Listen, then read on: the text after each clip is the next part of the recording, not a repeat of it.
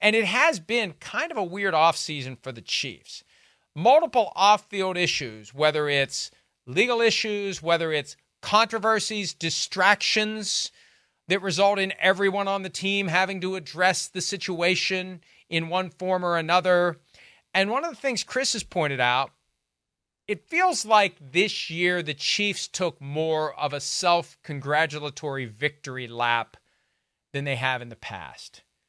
When, at some point they're going to be hunkered down to try to be the first team ever to win 3 Super Bowls in a row, it feels like they're enjoying the fruits of their labor. They're smelling the flowers a little bit more zealously than they have in the past. I mean, I can't really blame them for that. I mean, I don't know, when you win 2 Super Bowls in a row, like not many people have done that. Been pretty much 20 years since somebody had done that. So I don't necessarily blame them for that, but I also think that, when you have somebody like Patrick Mahomes who leads the team, and we know what a good job he does of doing that, you're going to get back to football and you're going to be serious about it, because I don't think that he's going to allow the team to not be serious about it when they need to be serious about it, if that makes sense. I think you're right. And with Mahomes, it causes, I don't want to say complacency, but there's just that I will be fine because we have 15. And I would say it was complacency last year. I would say that on offense, that looked like complacency for most of the regular season. And then they got to the playoffs and then it was different, and they rode their defense to a division title. But that offense was complacent last year. So I think they're not going to be as complacent offensively in 2024 if they can help it by any means. Well, and I always say that game by game, they play with their food. They just screw around. They don't close teams out. And it makes for more exciting games. It's not like the 70s when the Steelers just showed up and the other team peed down their leg and ran back into the locker room, and that was that. This is a team that is in a lot of good games, a lot of close games. They find a way to win enough to get to the playoffs. Last year, for the first time ever, they had to go on the road in the postseason, and they found a way to win in Buffalo. They found a way to win the AFC Championship game in Baltimore, and then they found a way to win the Super Bowl again, as they typically seem to do, 3-1 in Super Bowls, and they've trailed in every one of them, and they've had to find a way. And you just develop a confidence that, maybe we don't need to be so obsessed in the offseason with all that crap that really doesn't lead to where we're going to be. There's still a certain amount of the foundation that you have to put in place in the offseason, and I think that can get overlooked. You have to have good habits. You can't just show up completely out of shape to start training camp and just hope you can will your way to being the guy you've been in the past. But this is a guy in Patrick Mahomes who is still kind of front end of his prime. I mean, he's only got 6 years as the starter. His floor, I said this earlier in the week, and somebody raised it with me a week or two ago, and it really is amazing when you think that the floor for Patrick Mahomes through 6 years in the NFL is losing in overtime in the AFC Championship. That's the worst he's done. Yep. Yeah. Yeah. It's amazing. It is. It's crazy. And my guy from the Chiefs, Matt McMullen, pointed that out to me. I don't know. I think when we were at the Super Bowl, or maybe it was either this year or last year when he said that. And it's like, I mean, that's really crazy that's exactly what it's been. I mean, that's Patrick Mahomes is just the AFC, and people have defeated him. Tom Brady did it. Joe Burrow's done it, but it's tough, man. It's really tough to take them down. And the fact that he is chasing Tom Brady, I think, keeps him from having the angst that I've read in the past Terry Bradshaw had while he was playing. Like, what else is there? Like, what are we doing? Climbing the same mountain every year. Like, what else is there to life? I mean, is that all there is? These are ultimate first world problems, right? When you're happy, what do you want? What is happiness, Myles? How is happiness defined? What is happiness but a moment before you need more happiness? But at what point do you say, I've had enough happiness? I no longer get happiness from this thing that has given me happiness all these years. There has to be more to life than this. Terry Bradshaw went through that because who was he chasing? He was chasing no one. He was the first one to get the 4. And then Montana, and you never really heard that Montana was chasing Bradshaw. It never really became a thing until Brady came along. Because how do you define greatness? How many rings? Oh, he caught Montana. Oh, he passed Montana. Oh, wait, Montana is slipping into the rearview mirror. Oh, Brady's got 7. And I think the fact that Mahomes knows that he's not going to be considered the undisputed GOAT unless and until he catches Brady, that's what's going to keep him going. And he's got 3, and he only needs 4 more. Only 4. Hey, you only need 4 Super Bowl wins, but he's uniquely positioned to do it. However, this year, there have been distractions. The most recent one, defensive tackle Isaiah Buggs, accused of animal cruelty in Alabama. 2 neglected dogs found on rental property belonging to Buggs. He turned himself in yesterday. And don't mess around with me when it comes to dogs, because I remember the whole Mike Vick thing. It's only dogs. It's only dogs. And I had never owned a dog at the time that happened, but I still thought, I get the impression that people who have dogs don't think of it that way. Now that we have a dog, I definitely don't think of it that way. The dog is a full-blown member of the family who at times sets the tone for the entire household, especially when it's storming in the middle of the night like it was last Saturday, and it was all hands on deck for 3 hours to calm the dog down.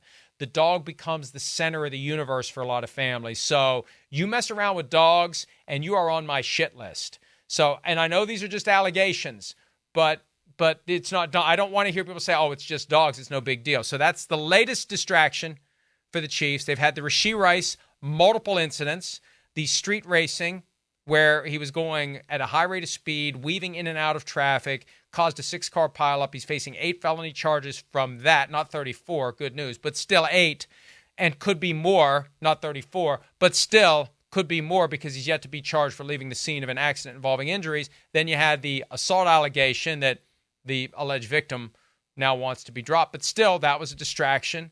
Wanya Morris and Godric both arrested for misdemeanor marijuana possession. I didn't know anybody arrested for marijuana possession. Oh, they were on the wrong side of the border between Kansas and Missouri. Come on, guys. Yeah, well, you got to know where your possession's legal. That's the problem. Whoops. So, yep. And then look, the Butker thing, it created a distraction for the Chiefs because the coach had to talk about it. The quarterback had to talk about it. The tight ends talked about it. I mean, it's an issue. It's kind of died down now, but I don't know. At a certain point, do these things reach a critical mass for the Chiefs? Or I feel like if any team can let that run off their back, it's the Kansas City Chiefs. Yeah. I mean, the thing about it is at least right now it's May, tomorrow's June, but we are still another Friday closer to death in May. And so because of that, you have a lot of time in order to reset before not even training camp. I mean, before mandatory mini camp, you have a couple of weeks here where you can make sure that everybody is where they need to be mentally, but you can't keep having incidents, right? The whole 6-week break, whatever it is, basically between the end of mini camp and the start of training camp, don't have any real incidents over 4th of July weekend. Everybody just be on your P's and Q's, have your fun, do what you need to do. Don't smoke weed in Kansas, do it in Missouri. Like, that's all you have to do, or any other state where it's legal.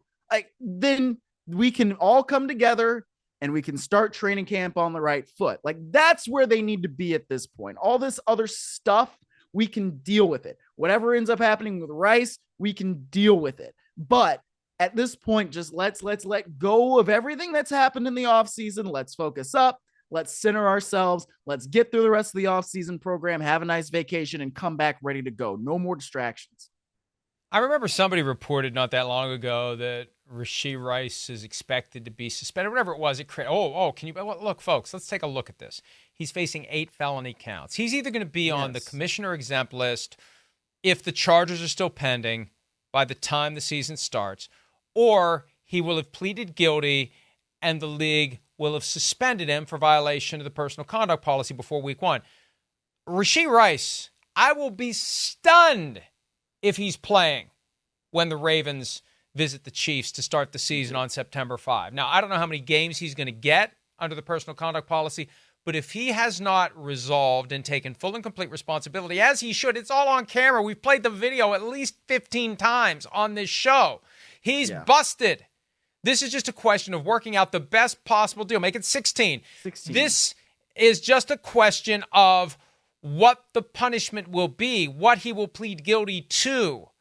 He needs to get this behind him.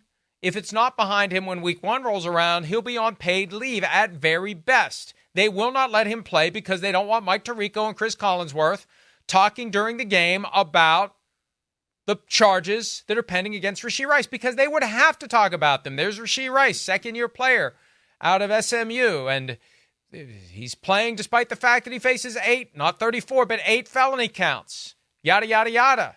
That's why they do the commissioner exempt list. It's stupid when you think about it. They don't want to be embarrassed by the fact that the broadcast partners will not ignore and cannot ignore the fact that you've got a guy out there on the field that has pending felony counts against him. So dangerous, Mike. I mean, every time I see that video, I just think, man, we were so lucky that nothing worse happened when you're driving at that kind of high rate of speed. You know, I just that really upsets me just seeing that. I really hate that. So yeah, he needs to be suspended for some length of time, obviously. Yeah, absolutely. And incredibly reckless, careless, and you need to make an example out of him. And I know that usually what happens is excuses are made for the stars and examples are made of the scrubs. And if Rashee Rice was WR5 on the Chiefs roster, he would already be cut. The only reason he's still on the team is they know he can be great. They believe he took to the offense even faster than Tyreek Hill did. It is a complicated offense. You know, Tyreek Hill's first year, he was not Tyreek Hill. He was a kick returner, made some noise that way, but he wasn't generating the kind of offense that we later would see in his career. Rashee Rice picked up the offense, emerged late in the year. He's their number one receiver right now. If he wasn't, he would be gone. And they do think that he's a guy who, if they can keep him out of Dallas, speak to his better angels, and get him, you know, under the influence of Patrick Mahomes, get him to not do dumb stuff like that. But that's as dumb as it gets. It's as reckless as it gets, and he's lucky nobody was killed. If anybody had been seriously injured or killed in that accident, and I mean, somebody may have been seriously injured, but I'm talking about permanent, serious, life-changing, never get better type injury. If that had happened, I think he would be done. He would be gone at least for a year and no longer a member of the Chiefs. So we'll see. Hi, it's Mike Florio. Thanks for watching PFT on YouTube. Hit subscribe for the latest news and analysis from Pro Football Talk.